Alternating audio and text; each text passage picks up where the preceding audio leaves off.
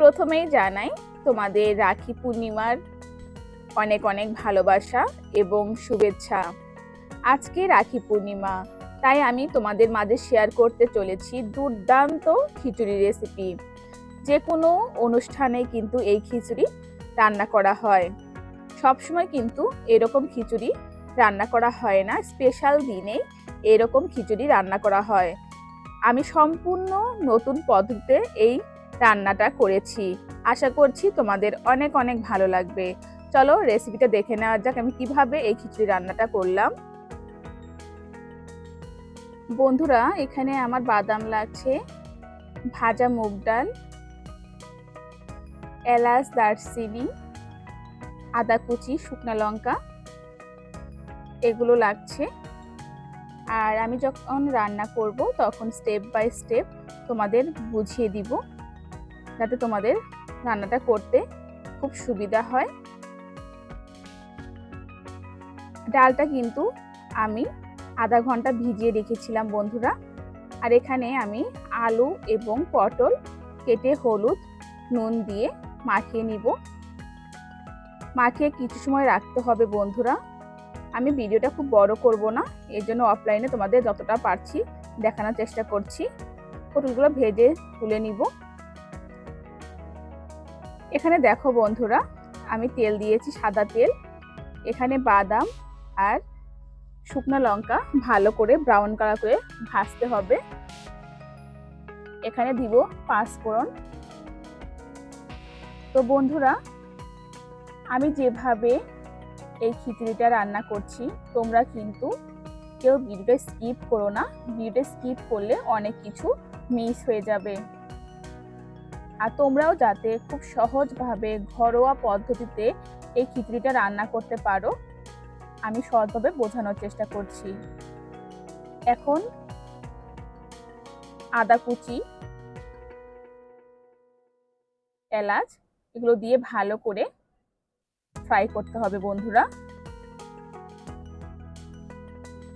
এমন ভাবে ফ্রাই করতে হবে যাতে কোনো গন্ধ না থাকে আদার। খুব ভালো করে ফ্রাই করতে হবে বন্ধুরা।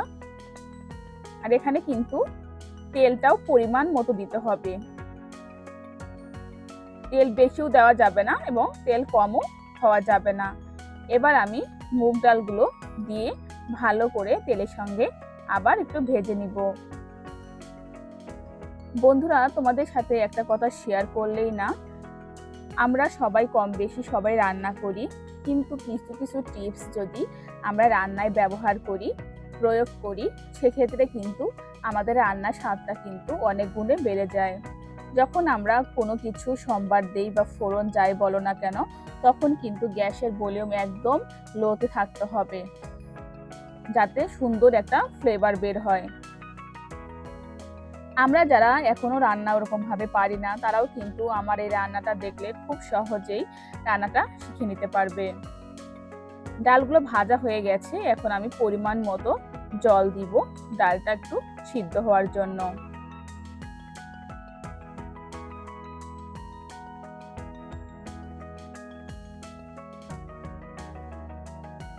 এবং ভালো করে নাড়াচাড়া করে দিতে হবে, মিশিয়ে দিতে হবে বন্ধুরা। দেখতে পাচ্ছ বন্ধুরা, ডাল কিন্তু বলক চলে এসেছে। খুব বেশি কিন্তু ডাল সিদ্ধ করা যাবে না, যেহেতু আমরা খিচুড়ি রান্না করছি। যখন ডালটা আধা সিদ্ধ হয়ে যাবে তখনই কিন্তু আমাদের চালটা দিয়ে দিতে হবে। চাল সিদ্ধ হতে হতে কিন্তু ডালটাও খুব সুন্দরভাবে সিদ্ধ হয়ে যাবে বন্ধুরা। সবসময় যখন তোমরা খিচুড়ি রান্না করবে তোমরা কিন্তু এই টিপসটা ফলো করতে পারো। আর এখন যেহেতু ভীষণ গরম, সেক্ষেত্রে কিন্তু তোমরা হলুদটা স্কিপ করতে পারো বন্ধুরা। হলুদ দেওয়ার কারণে কিন্তু অনেক সময় জল পিপাসাটা বেশি লাগে। এই জন্য আমরা যদি রান্নায় খিচুড়িতে হলুদটা ব্যবহার না করি, সেক্ষেত্রে কিন্তু আমাদের তৃষ্ণাটা কম লাগবে। এখানে আমি জিরার গুঁড়ো এবং ধনের গুঁড়ো দিলাম।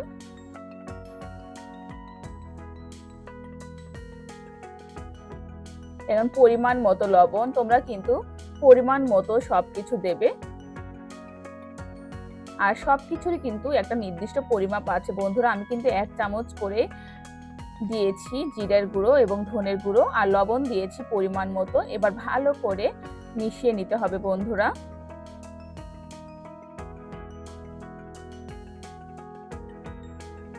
এবার ভালো করে মিশিয়ে নিব।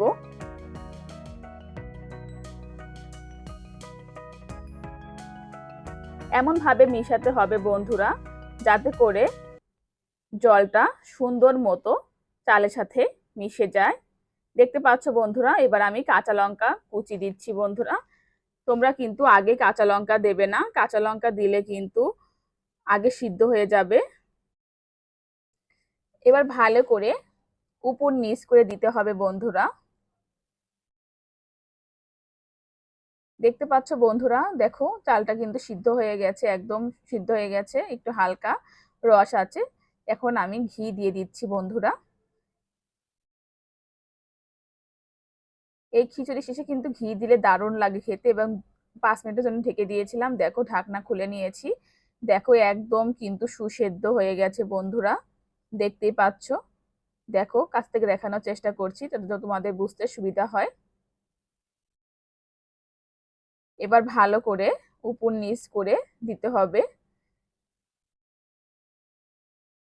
আর দেখো বন্ধুরা, ডালটা কিন্তু সুসেদ্ধ হয়ে গেছে এবং খিচুড়িটাও কিন্তু দেখতে কত সুন্দর লাগছে দেখো।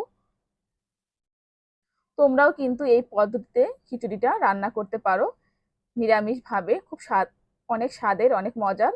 আমি একটা প্লেটে সার্ভ করে নিয়েছি বন্ধুরা। দেখো দেখতে পাচ্ছ কতটা সুন্দর হয়েছে। আর ডেকোরেশনটাও কিন্তু সুন্দর করলে দেখতেও কিন্তু সুন্দর লাগে। এই জন্য কেমন লাগলো এই ডেকোরেশনটা অবশ্যই কমেন্ট করে জানাতে ভুলবে না বন্ধুরা। তো আজকে এই ছিল আমার রেসিপি। তো প্রথম থেকে শেষ পর্যন্ত আমি তোমাদের সহজভাবে বোঝানোর চেষ্টা করেছি বন্ধুরা।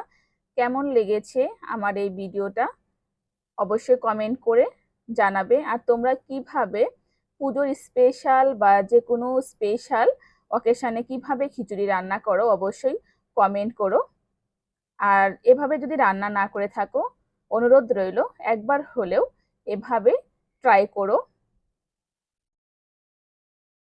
এতক্ষণ আমার সাথে থাকার জন্য তোমাদের অনেক অনেক ভালোবাসা এবং ধন্যবাদ।